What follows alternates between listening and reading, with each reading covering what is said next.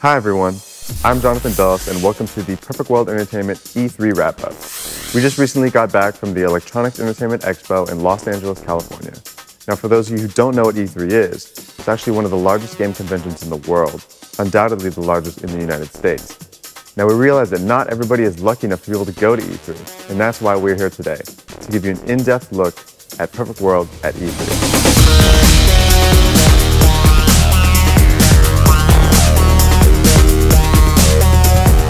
This year at E3, we showcased 3 of our newest games. Battle of the Immortals, which is currently in open beta.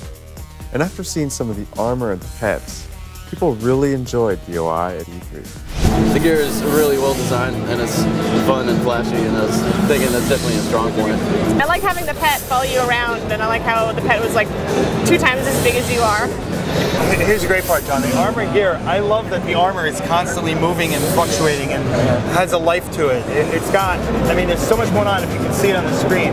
Every piece you showed us, from all the Heretic class and all the wings and the healer really blasting on the screen, the armor gives it that feel, and that's something a lot of gear lacks in MMOs. But it definitely looks cool. I mean, looking at it now, it's just so awesome. And if you can get like a full set like that just goes together, it's really kind of striking when you're running across the landscape like that. You have it here. I said that's an epic armor set, and John's like, no, dude, that's a mid-range armor set. I'm like, holy cow! I mean, that's awesome. So it looks great. Heroes of Three Kingdoms, which is planned to be released mid-July. The thing I think I noticed most was the fact that it's real map of a real place, and you're pulling from historical type things instead of just let's create and fantasize. I really like the unique setting for the massively multiplayer genre. Most of the time it's like some fantasy world or something, but this is a place that people can actually relate to, and it should probably teach them like a little bit about history as well. Yeah, I really like the Three Kingdoms world, and I like that it's not, okay, here you have a bunch of magic powers, go from there. I do like that it's more down to earth, and I like that it is built in kind of history. People were excited to see that it wasn't just a fantasy, but a true history that you get to play. Forsaken World, our first internationally developed title, which is currently slated to go into closed beta this winter. People really thought that the quality of Forsaken World was truly on par with other subscription-based MMOs that are currently out. And they were really surprised to see the 2 new classes that we showcased at E3. Passing by, I saw it just running and I was like, down to hop on, it looks interesting. That's what's key about it, it's catching the eye. I'd have to say the production value of the game, the spell effects, and some of the, I don't know, stuff that I haven't seen in a free-to-play MMO before, kind of surprised me. I liked the Kindred race. I heard about that, and I thought that was an awesome element. It feels like a game that should be paid for. I don't know, something like that. So yeah, it kind of really surprised me. It's definitely trying out some new things. They may be a little bit risky, but I mean, for right now, I mean, it's got me enough to play and to figure out what it's about, so it's pretty good. It's really, really fun. I like making the characters so far. I probably liked Forsaken World the most. Obviously it uses the new version of the Angelica engine. Looks really good, scalable. It's got all the kind of features Perfect World games I like, where you're not stuck with a lower level player. You're getting rewards for just about everything. You're not shoehorned into any particular role, and I really like that you can work with just about anyone of any level. I think that it probably will break the rules and get more audience and more players, because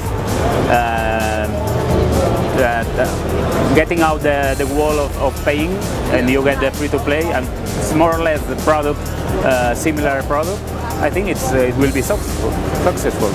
And our big reveal this year at E3 was Swordsman Online, which had its exclusive world debut of not only its first CG trailer, but its first gameplay trailer.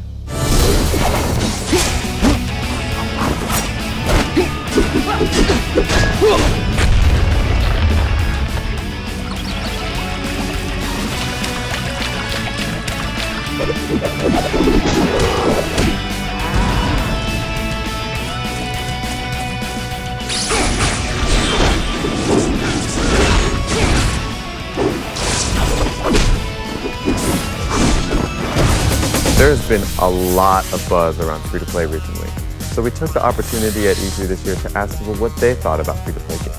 And the response that we got was much more than what we could have expected. I like it. I like it. I have no problem with it. Just being free to play is somewhat surprising.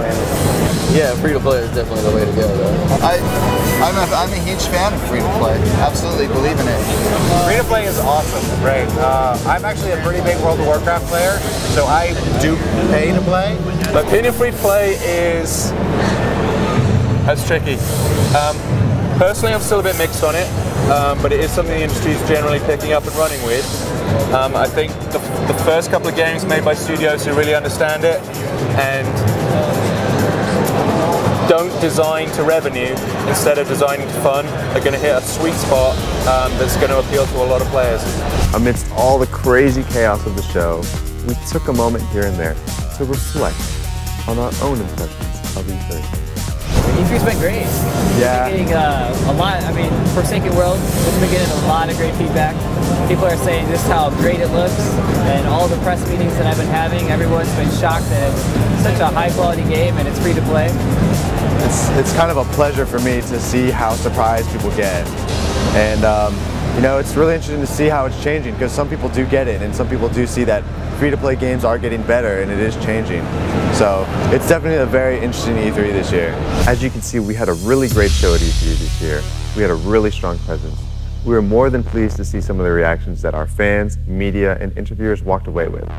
When we started Perfect World Entertainment here in North America, we started with the intent of changing people's minds about free-to-play and changing the way people perceive free-to-play games.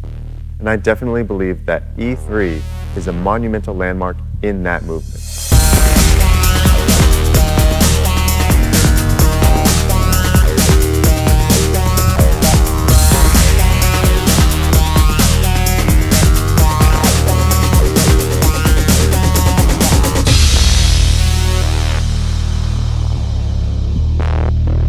All right, folks, that just about does it for our wrap-up of E3 2010.